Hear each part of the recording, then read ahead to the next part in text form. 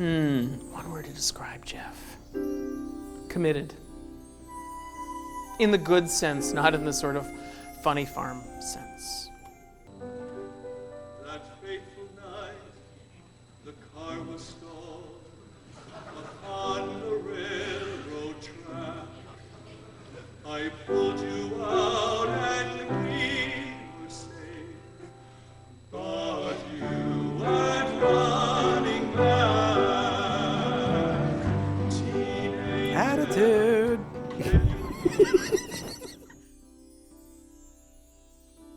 Compassion.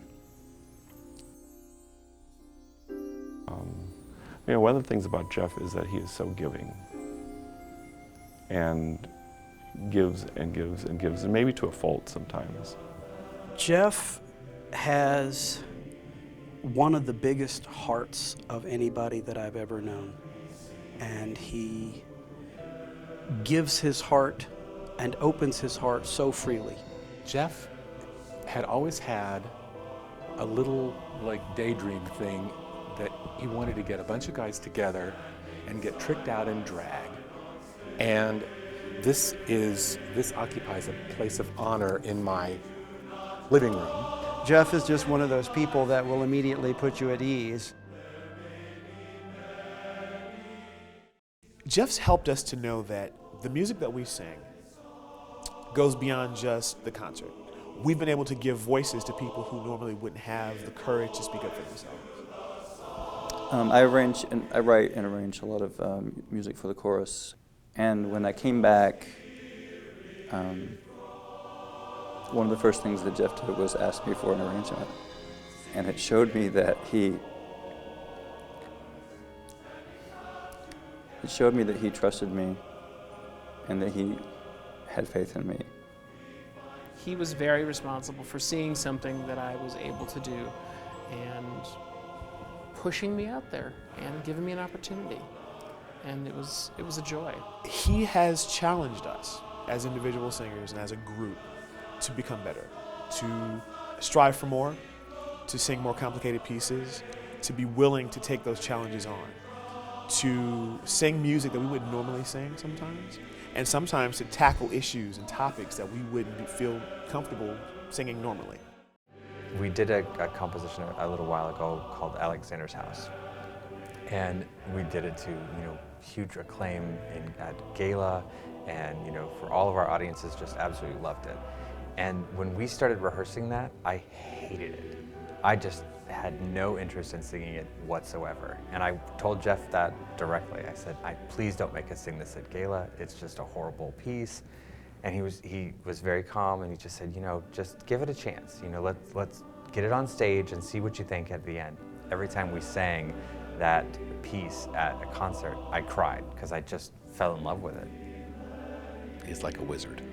He's got magic, and he not only knows what good music is, he knows who the people are that he has, and he knows how to put it all together, and he knows the audience is going to eat it all up. He walked up to me, he looked at me, he said, "You owe me." I said, why? What did I do? He said, "I'm gonna put you on the front row." I said, "Oh, all right then." So when that event happened, there was a curtain reveal. And that curtain gets revealed, and there I am, dead center, in the middle of the Gay Men's Chorus of Washington, standing on the steps of the Lincoln Memorial, in front of the world. And there still are no words to describe how I felt at that moment, to see not even individual people anymore. It was just like colors and shapes just ebbing and flowing on the National Mall. Just this mass of different shapes and sizes and colors of people who had come together for this event.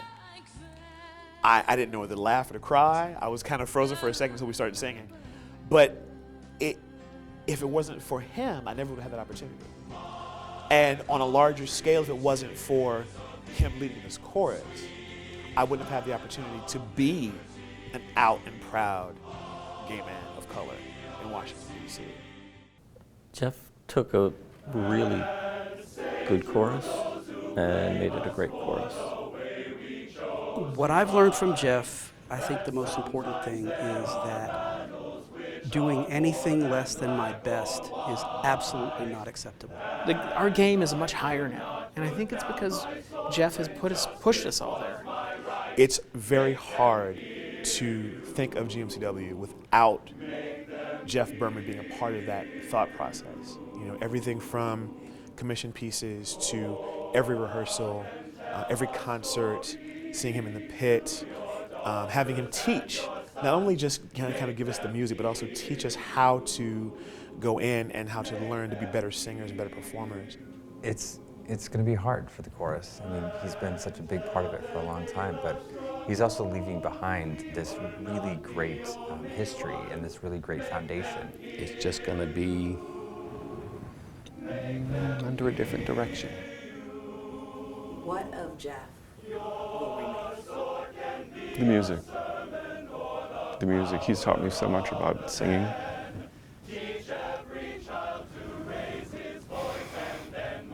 I think what the important thing that we all need to remember is that GMCW is bigger than any one person.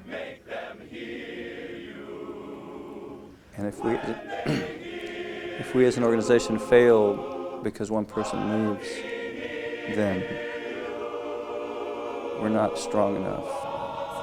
It's a new day. It's a new day.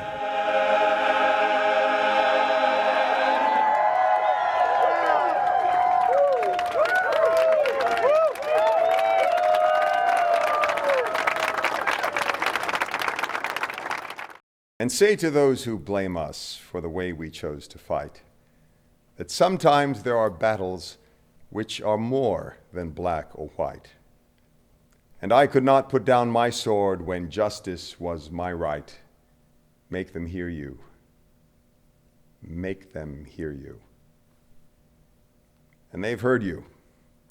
From the finest concert halls to the hallowed halls of our nation's Supreme Court, sharing the stage with the best of Broadway and Hollywood, and gaining the love and appreciation of millions in classrooms, in churches, before vast audiences and intimate venues, both local and abroad. The Gay Men's Chorus of Washington has well earned its status as one of the best male choral groups in the country. Jeff, congratulations for over 25 years of leadership, for providing a voice of courage and hope in a world that still fears and hates those that are different. You've built a chorus, a family whose artistic and social influence resonates from the hearts of each of its members to the soul of a nation, still striving to fulfill the promise of liberty and justice for all. And as you begin your next great adventure, you can depart knowing that this house shall stand. Congratulations.